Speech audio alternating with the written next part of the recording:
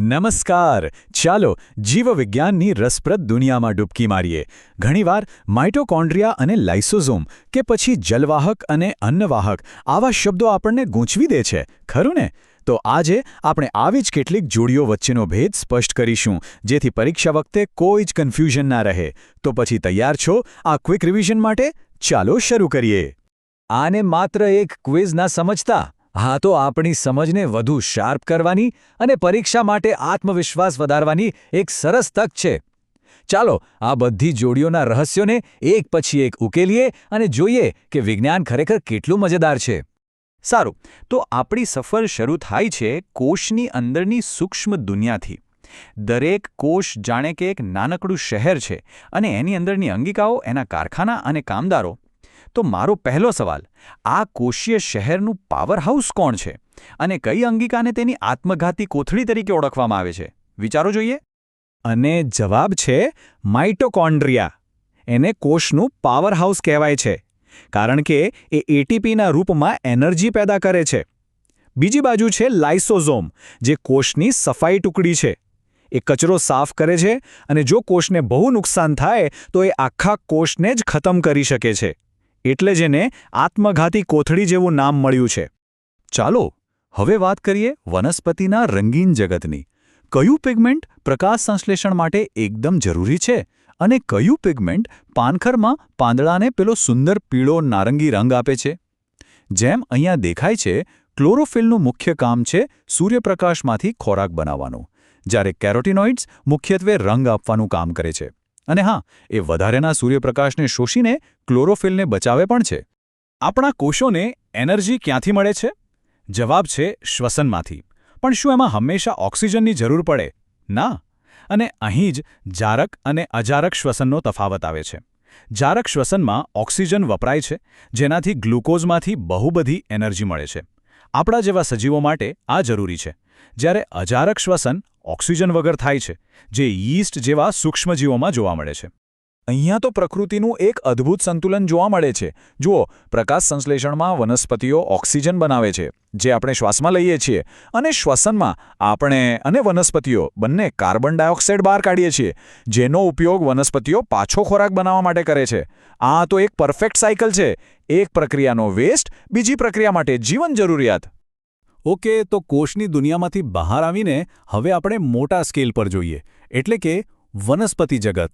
અહીં આપણે ખાસ કરીને વનસ્પતિની અંદરની ટ્રાન્સપોર્ટ સિસ્ટમ પર ફોકસ કરીશું. વનસ્પતિની અંદર પાણી અને ખોરાક એક જગ્યાએથી બીજી જગ્યાએ જાય કેવી રીતે? આને છે ને એક જટિલ પ્લમ્બિંગ સિસ્ટમ જ સમજી લો, જેમાં બે મુખ્ય પાઇપલાઇન છે. તો કઈ પાઇપલાઇન પાણી માટે છે અને કઈ ખોરાક માટે? જવાબ છે જલવાહક, જે મૂળમાંથી પાણી અને ખનિજને ઉપર પાંદડા સુધી લઈ જાય છે, અને અન્નવાહક, જે પાંદડામાં બનેલો ખોરાક આખા છોડના દરેક ભાગમાં પહોંચાડે છે. આ સ્લાઇડથી આખી વાત વધુ ક્લિયર થશે. જલવાહક એટલે સમજો કે વન વે હાઈવે. ટ્રાફિક ખાલી ઉપર જ જશે, નીચે નહીં. જ્યારે અન્નવાહક એક ટુ વે સ્ટ્રીટ જેવું છે, જ્યાં ફૂડનો સપ્લાય જરૂર પ્રમાણે ઉપર અને નીચે બંને તરફ જઈ શકે છે. હવે વનસ્પતિના બે મુખ્ય ભાગો પર નજર કરીએ. આ બંનેનું કામ સાવ અલગ છે, પણ એકબીજા સાથે જોડાયેલું છે. મૂળ જમીનમાંથી પાણી અને પોષક તત્વો શોષીને પાયાનું કામ કરે છે, જ્યારે પાંદડા રસોડા જેવું કામ કરે છે, જ્યાં સૂર્યપ્રકાશની મદદથી આ કાચા માલમાંથી ખોરાક બને છે. તમને જાણીને નવાઈ લાગશે, પણ વનસ્પતિઓ પણ હોર્મોન્સનો ઉપયોગ કરે છે. અહીં બે મુખ્ય હોર્મોન્સ છે. ઓક્સિન, જે છોડની વૃદ્ધિમાં મદદ કરે છે, જેમ કે એને સૂર્યપ્રકાશ તરફ વાળવું, અને બીજું છે ઇથિલિન, જે એક ગેસ છે અને ફળોને પાકવાનું સિગ્નલ આપે છે. તમે કદાચ નોટિસ કર્યું હશે કે એક પાકેલું કેળું બીજા કાચા ફળોને પણ જલ્દી પકવી દે છે. બસ એ આ ઇથિલિનનો જ કમાલ છે.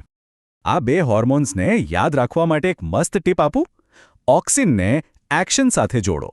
ઓક્સિન એટલે ગ્રોથનું એક્શન, અને ઇથિલિનને અંત સાથે જોડો. ફળના વિકાસનો અંતિમ તબક્કો એટલે પાકવું. સિમ્પલ. ચાલો હવે વનસ્પતિઓમાંથી આવી જઈએ આપણા પોતાના શરીર પર. આપણા શરીરની અંદર પણ આવી જ કેટલીક મહત્વની જોડીઓ છે, જે આપણા જીવન માટે એકદમ જરૂરી છે.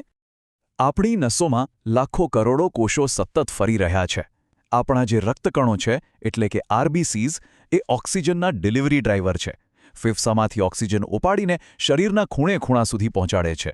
જ્યારે શ્વેતકણો એટલે કે WBCs એ આપણા શરીરની આર્મી છે, જે બહારથી આવતા બેક્ટેરિયા અને વાયરસ સામે લડીને આપણું રક્ષણ કરે છે.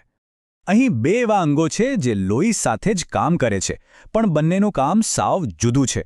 ફરક સીધો છે. હૃદય એક મિકેનિકલ પંપ છે જે લોહીને આખા શરીરમાં ફેરવે છે, જ્યારે કિડની એક કેમિકલ ફિલ્ટર છે જે લોહીમાંથી બધો કચરો અને ઝેરી તત્વોને ગાળીને સાફ કરે છે.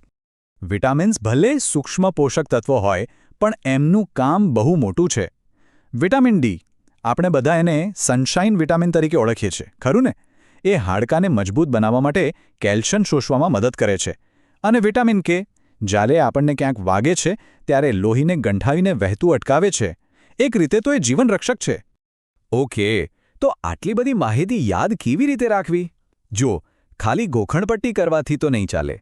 ચાલો, આ બધું જ જ્ઞાન મગજમાં લાંબા સમય સુધી ટકી રહે એના માટે કેટલીક સ્માર્ટ સ્ટડી ટેકનિક્સ પર નજર કરીએ. જો આ બધું યાદ રાખવું હોય ને, તો એની ચાવી છે એમના કામને સમજવું. ખાલી નામ નહીં, એ શું કામ કરે છે એના પર ફોકસ કરો. પોતાની જાતને સવાલ પૂછો, નાની નાની ક્વિઝ બનાવો.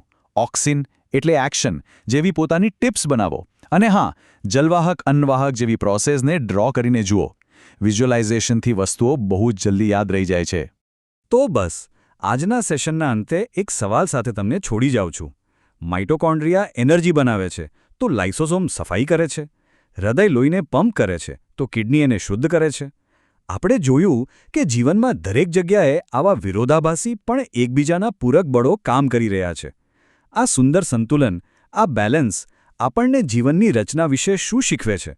આના પર જરૂર વિચારજો. ભણતા રહો અને શોધતા રહો.